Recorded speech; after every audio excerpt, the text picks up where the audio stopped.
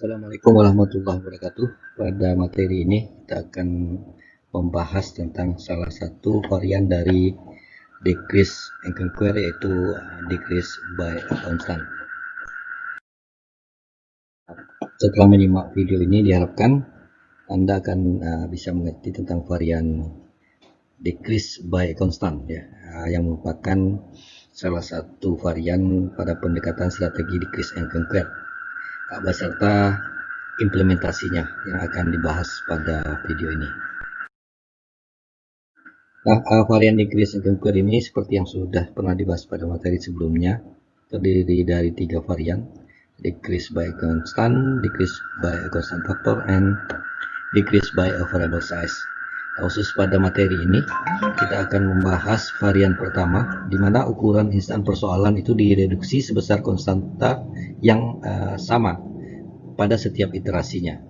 Ini biasanya konstantanya sama dengan 1, artinya problem dibagi 2. Bagian pertama ukurannya adalah n-1, sedangkan bagian keduanya hanya 1 bagian, dan itu yang akan dieliminasi pada setiap iterasinya. Baik, kita langsung ke contoh sederhana tentang persoalan perpangkatan A pangkat N. Misalnya secara sederhana kita lihat di sini contoh-contohnya, misalnya 2 pangkat 4 itu 2 dikali 2 dikali 2 dikali 2. Jadi berapapun pangkatan dari 2 itu 2-nya dikali sampai berapa kali pangkatnya. Jadi 2 pangkat 4 itu 2-nya dikali sebanyak 4 kali. Itu seterusnya. Nah, kalau kita lihat di sini, ya, 2 pangkat 4 itu 2-nya 4 kali, 2 pangkat 3 2-nya 3 kali, dan seterusnya.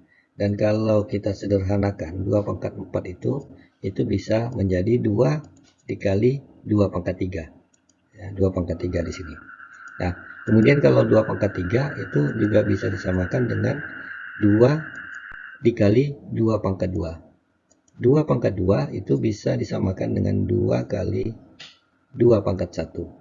Nah, di sini kita lihat ada pola pendekatan decrease and conquer, dan itu persis sama dengan varian decrease by a constant, di mana setiap iterasinya itu membuang ataupun mengeliminasi secara konstan satu nilai ataupun satu data. Kita lihat di sini pada 2 pangkat 4 itu kita bisa mengeliminir nilai 2 di sini.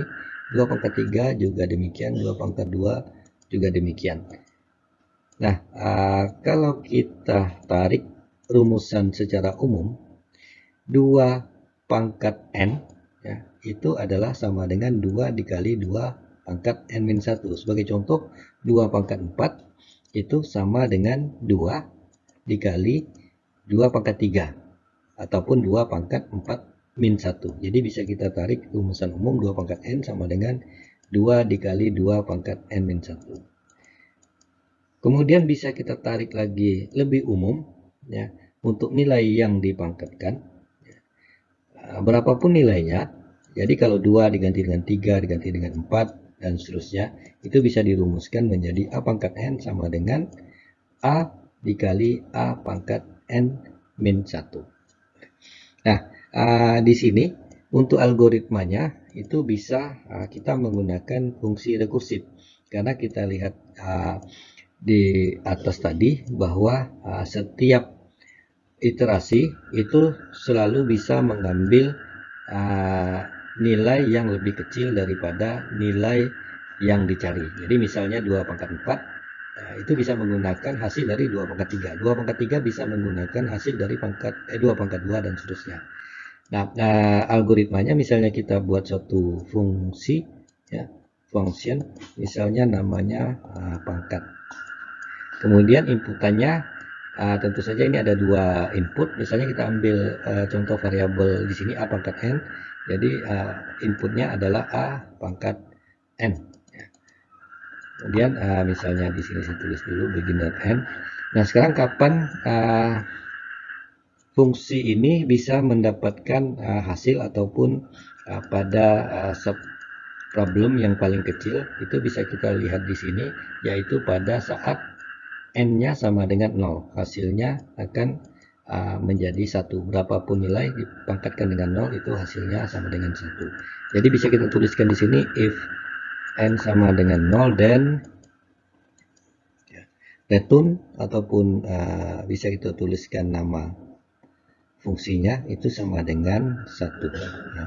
Else kalau tidak, berarti kalau n-nya 1, 2, 3 dan seterusnya, berarti kita bisa memanggil lagi fungsi ini secara rekursif. Jadi pangkat itu sama dengan, kita lihat di sini ya. Kita lihat di sini rumusan umumnya adalah a ya, dikali dengan a pangkat n-1. A pangkat n-1 tadi sudah kita definisikan a pangkat n pada fungsi pangkat. Berarti di sini a ya dikali pemanggilan fungsi ini ya, yaitu a, n-1. Ya, ini algoritma yang cukup sederhana untuk contoh fungsi pemangkatan.